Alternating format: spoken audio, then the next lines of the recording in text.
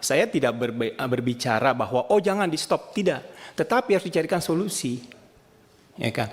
Yang paling besar dari semua ini komposisinya adalah energi. Khususnya itu listrik, PLN. Sampai 156. Pak Primus. Ya, terima kasih pimpinan. Bismillahirrahmanirrahim. Assalamualaikum warahmatullahi wabarakatuh. Bapak Ibu yang saya hormati, Pak Purbaya, selamat mengemban tugas yang amat berat ini Pak di sini. Tapi saya lihat rambut Anda masih padat, belum rontok, belum memutih juga, jadi ya masih bisa Anda handle masalah ini. Jadi saya melihat Anda ini setiap hari, bahkan setiap jamnya belanja masalah semua, dan itu bagus sekali. Dan saya berharap Anda bisa menemukan solusi terbaik. Dan sekarang dihadapi oleh masalah subsidi. Jadi kalau melihat pertumbuhan ekonomi, ya mau tidak mau kan Pak, itu kita wajib negara itu, pemerintah memberikan subsidi. Karena ada ketimpangan, ya kan, antara si kaya dengan si miskin ini jaraknya terlalu jauh. Nah, ditambah lagi negara kita adalah kepulauan. Mendistribusikan itu juga tidak mudah. Ada kendala-kendala. Belum lagi kalau yang berhubungan dengan alam. Dari bulan Desember sampai Februari itu musim-musimnya itu hujannya, curah hujannya sangat tinggi, itu juga sangat bermasalah. Nah, kalau kita lihat Bapak, pertama saya melihat ini informasinya harus valid dulu. Informasi yang pemerintah dapatkan dalam hal ini Menteri Keuangan itu tidak valid seperti yang kami dapatkan. Harusnya pimpinan mungkin next time ya, perwakilan antara Pak Arief itu ada duduk bareng di sini sehingga satu irama ini. Ini kalau kayak begini jadi ada dualisme. Nah, tapi sudahlah. Saya berharap ini kepada jajaran Kementerian Keuangan bisa bekerja sama, artinya mensupport Menteri Keuangan bahwa ini tugas yang amat berat tapi mulia. Oleh karenanya ini work team ya. Jadi saya tahu masalah ini sangat banyak sekali ya kan. Ditambah eksekusinya harus cepat sekali. Nah, kalau saya melihat Bapak ya, sejak Covid itu adalah yang tertinggi. Tahun 2022 negara memberikan subsidi. Terus setelah itu tahun 2023, 24, 25 itu 370, 386, 394 tahun ini. Nah ini kan artinya 2 kali lipat dari sebelum Covid Bapak. Nah saya tidak berbicara bahwa oh jangan di stop, tidak. Tetapi harus dicarikan solusi. Ya kan? Yang paling besar dari semua ini komposisinya adalah energi. Khususnya itu listrik, PLN, sampai 156.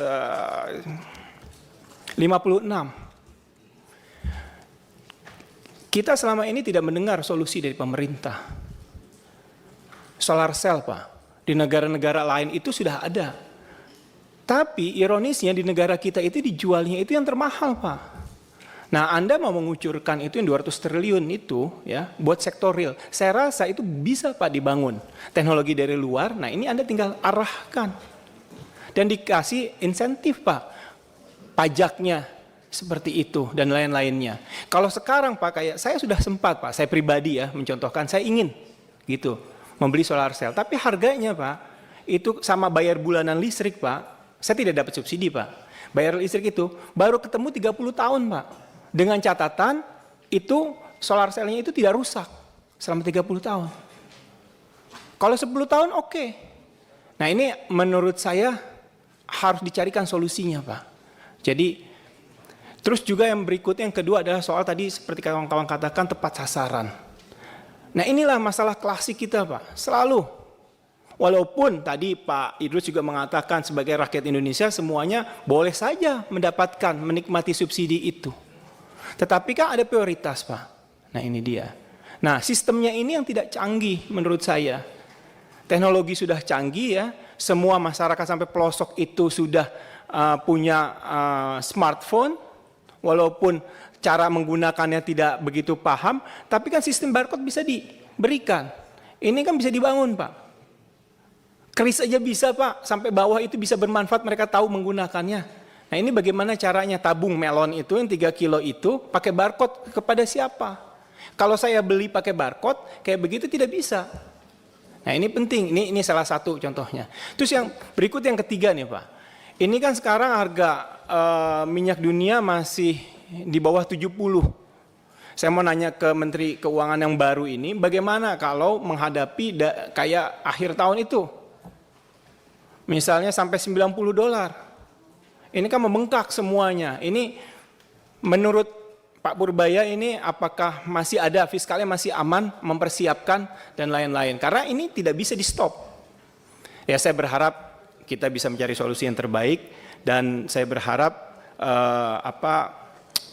bahasanya itu tunggakan pemerintah kepada BUMN yang diberikan tugas melalui yang disebut dengan PSO itu bisa diselesaikan Pak. Itu saja. Karena yang disampaikan tadi Bapak itu tahun 2024 saya masih ingat itu dari Pertamina sendiri masih ada tagihan 9 triliun. Itu saja pimpinan, terima kasih. Assalamualaikum warahmatullahi wabarakatuh. Waalaikumsalam warahmatullahi wabarakatuh. Berikutnya saya beri kesempatan kepada Pak Menteri untuk menjawab apa yang menjadi concern, pertanyaan dan beberapa isu yang disampaikan oleh anggota dan pimpinan di Komisi 11. Terima kasih, pimpinan. Sebelum Pak Menteri sedikit saya boleh. Sudah Pak, tadi Bapak. Sudah cukup. Sudah cukup. Oh, udah. Terima kasih atas pertanyaan-pertanyaannya. Oh, ini kayak ujian PhD ya. Oke, saya akan jawab sedikit-sedikit aja ya. Yang bisa saya jawab, yang nggak bisa nggak akan saya jawab. Sebagian tertulis nanti. Dari PDIP Pak Andreas menanyakan apakah ada macam-macam kan. Yang utama adalah apakah kita meningkatkan efisiensi. Kalau di pupuk kan kita sudah akan invest di pupuk ya, dan kelihatannya sudah akan membaik. Tapi begini, saya monitor proposal-proposal di Danantara. Setiap ada yang berhubungan dengan efisiensi, pengurangan cost segala macam, saya selalu akan PMN kalau bisa.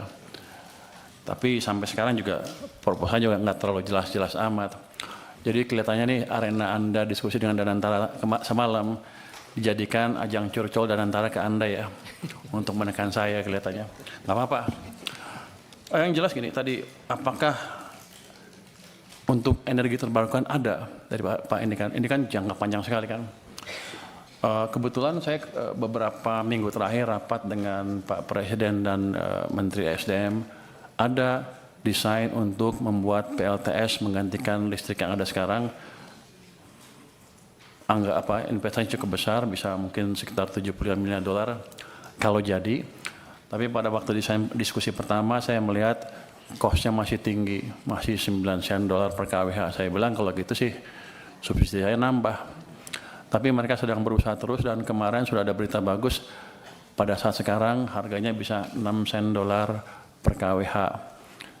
Saya bilang kalau itu betul, matangkan kita kalau perlu PMN. Karena pada akhirnya akan hilang itu subsidi yang terlalu besar untuk listrik. Jadi kita nggak diam aja. Tadi Pak siapa lagi ya? Yang nanya tentang energi baru terbarukan. Jadi saya, Pak Primus ya. Jadi saya selalu amatin semua proposal yang beredar di kementerian itu. Setiap termasuk Danantara ya, setiap ada yang bisa mengurangi biaya, kami akan ini secepatnya. Tapi kelemahan yang utama memang saya sadari juga di sini waktu ini saya kan baru minggu ketiga ya, yang nggak tahu semuanya sekaligus kan. Tapi saya tahu bahwa ketika mereka bilang ke saya, subsidi ditendang ke tahun depan pembayarannya, maksudnya kompensasi Pak. Ya, kompensasi. Kalau subsidi kita bayar ya, yang kompensasi kita tendang ke tahun berikutnya. Maksudnya apa? Ya, ada proses yang lama, ini itu. Kan saya juga pernah di private sector kan. Saya ngerti juga itu cost of capital untuk perusahaannya jadi tinggi. Tapi saya baru lihat beberapa, 1 minggu terakhir lah. Ke depan saya akan percepat. Jangan sampai kita telat bayar lagi. Kalau bisa sebulan langsung bayar. Kenapa? Karena uang saya juga nganggur di BI itu. Kalau gitu kan masuk ke sistem cepat, mestinya Danantara harusnya lebih cerdas lagi. Kalau ketika mood saya seperti itu, langsung dia ngadap saya, minta apa. Ini kan enggak, dia ngadap Anda langsung kan, bapak-bapak, ibu-ibu. Padahal sama saya, teman, saya pengawas Danantara, awas besok. Kenapa mereka nggak ke saya? Lah ini kan penting Pak Menteri, ini Jadi paten ini kan ini. ini bagus gitu, ini bagus saya pikir kalau seperti ini. Tapi yang saya dia udah tahu saya punya uang banyak, saya baru taruh cuma 200, masih ada 250 lagi di sana. Kenapa dia nggak ke saya? Jadi pada dasarnya begitu masuk akal, kita akan ini cepatnya. Kita akan review proses yang tadi 3 bulan tadi, kelamaan menurut saya juga, yang memastikan bahwa program PSO kami tidak mengganggu cash flow dari perusahaan Pertamina dan PLN dan lain-lain. Tapi nanti saya lihat, kalau nggak untung juga awas. Kalau udah costnya diturunkan, jangan main-main mereka. Tapi yang tadi saya janji akan betulnya tadi proses di sini kita akan percepat. Berapa lama Anda bisa betulin? Dulu itu setahun sekali Pak. Ya jangan setahun sekali lah. Dulu itu setahun sekali udah kita 3 bulan. Yang nentuin siapa? Kita perpres. Kita yang nentuin. Sebulan selesai ya? Sebulan selesai Pak. Nanti kalau enggak dia saya pindahin. Ini alhamdulillah ini kalau Menteri Keuangannya bergerak cepat begini nih Pak. Wah, Kita bersyukur ini Pak. Sebenarnya saya lagi mikir gimana ngeluarin uang itu, masih banyak di sana, masih numpuk. 200 triliun positif tanggapannya, tapi banyak yang ribut juga kan. Oh ini itu ya. Saya mesti cari tools yang lain. Jadi kalau tambah lagi. Daripada uang kita numpuk di sana, utangnya bunganya dibayar, impactnya ke ekonomi juga kurang. Saya nunggu sebenarnya penyaluran yang cepat apa. Makanya saya sisirkan tuh kementerian-kementerian. Saya ancam yang nggak bisa sampai Oktober nanti kalau Anda nggak bisa propose dengan clear seperti apa sampai akhir tahun, saya ambil uangnya. Nah kalau Danantara punya tagihan seperti ya langsung ngadap saya harusnya. Nanti saya tanya kalau rapat saya sebagai pengawas Danantara. Terus tentang tepat sasaran apa enggak? Oh satu lagi, subsidi energi naik terus dari tahun ke tahun. Energinya kan kalau itu namanya BBM kan, BBM tuh solar, diesel, itu impor. Banyak impor Pak. Kita banyak impornya sampai puluhan miliar dolar setahun. Sudah berapa tahun kita mengalami hal tersebut? Sudah puluhan tahun kan. Kita pernah bangun kilang baru enggak? Enggak pernah. Sejak itu sampai sekarang enggak pernah bangun kilang baru. Jadi nanti bapak-bapak kalau ibu-ibu ketemu Danantara lagi, minta Pertamina bangun kilang baru. Saya pernah, waktu saya di Maritim, saya pernah tekan mereka tahun 2018 untuk bangun kilang. Mereka janji mereka akan bangun 7 kilang baru dalam waktu 5 tahun. Sampai sekarang kan nggak ada satupun. Jadi Bapak tolong kontrol mereka juga. Dari saya kontrol, dari Bapak-Bapak juga kontrol. Karena kita rugi besar. Karena kita impor dari mana? Dari Singapura. Minyak, produk minyaknya. Pabrik pupuk juga. Jadi pada dasarnya kan kalau gitu sekarang saya bukan juru bayar saja, saya akan masuk, saya akan lihat mereka jalankan apa enggak proyek-proyek yang diusulkan. Kalau enggak kita potong uangnya juga Pak. Saya kan pengawas, saya ganti aja dirutnya. Artinya timbal balik. Jadi ini saya pikir masukan yang bagus sekali dari DPR. Gimana caranya kita memproduksi tadi Pak Khairul Imam juga memperbaiki alat-alat produksi, termasuk menyediakan alat produksi yang baru yang selama ini kita gagal membangun. Jadi kilang itu bukan kita nggak bisa bikin atau kita nggak bisa bikin proyeknya, cuman Pertaminanya males-malesan aja. Saya pernah kasih ke mereka biar aja karena mereka jelek-jelekin saya kemarin kan. Saya pernah kasih tawaran ke mereka kalau nggak bisa bikin ya udah, ini ada investor dari Cina mau bangun kilang, Anda perlu beli 30 tahun, setelah 30 tahun Anda dapat kilangnya gratis. Pertamina bilang, kami keberatan dengan usul tersebut karena kami sudah over capacity. Waktu itu saya kaget, over capacity apa? Kami sudah rencana bangun 7 kilang baru, satu pun nggak jadi kan? Mereka bilang, iya tapi ke depan akan jadi, sampai sekarang nggak jadi. Yang ada malah beberapa dibakar kan. Jadi tolong dari parlemen juga mengontrol Pertamina untuk hal tersebut. Jadi kita kerjasama. Tujuan kita sama sebetulnya mengurangi subsidi dan membuat subsidi yang ada pun lebih murah dan tepat sasaran. Jadi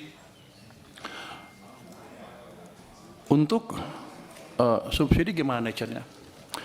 Subsidi sebetulnya kalau bisa nggak subsidi kan. Cuman karena ekonomi kita tumbuhnya nggak cukup bagus, masyarakat yang paling bawah belum bisa bertahan ketika harus menghadapi harga pasar. Dikeluarkan dari subsidi supaya mereka bisa hidup terus dan agak sejahtera lah ke depan. Tapi kunci utamanya adalah menciptakan pertumbuhan ekonomi yang lebih cepat. Jadi kita akan mencoba meningkatkan kesejahteraan semuanya sehingga mereka semua kuat pada satu titik, nggak harus subsidi lagi. Jadi langkah itu ke depan menciptakan pertumbuhan ekonomi yang lebih cepat. Makanya saya setuju banget dengan ambisi Pak Prabowo untuk menciptakan pertumbuhan ekonomi 8%. Walaupun susah mungkin ke 8, tapi selama kita bergerak ke arah sana dan bukan ke arah bawah seperti sebelumnya, harusnya cita-cita lama-lama akan tercapai juga. Jadi saya mohon Komisi 11 mendukung saya dalam hal itu, bersama-sama menciptakan tadi pertumbuhan ekonomi yang lebih cepat. Terus untuk data gimana tepat sasarannya, itu kita punya DTSEN ya tadi ya. Ini sudah siap, sudah dipakai oleh Menteri Sosial ya, Kemensos, tapi belum dimanfaatkan oleh Menteri ESDM. Kami akan diskusi dengan mereka supaya mereka betul memakai data sen tersebut ke depan. Tapi sama juga, selama ini rupanya kita nggak bisa ngitung, nggak pernah monitor ya. Belum pernah survei dan sebagainya. Saya akan minta BPKP untuk mensurvei gimana pelaksanaan subsidi itu. Dan saya akan minta betul mereka jalankan, jadi kalau ada yang menyeleweng-nyeleweng, hati-hati aja nanti. Jadi selama ini rupanya belum dijalankan. Apa lagi? Jadi gini Pak Mawancik Hasan, dengan tadi perubahan peraturan tadi dalam waktu sebulan ya, harusnya carry over nggak akan banyak lagi. Mudah-mudahan paling mepet-mepet harusnya Januari bisa dibayar. Kalau mepet, kalau ada persiapan kan habisnya kan Desember kan nggak bisa langsung bayar kan, paling Januari harus dibayar. Jadi nggak lama-lama amat itu carry overnya. Saya pikir itu. Bapak mau cerita tentang bansos MBG. Oh.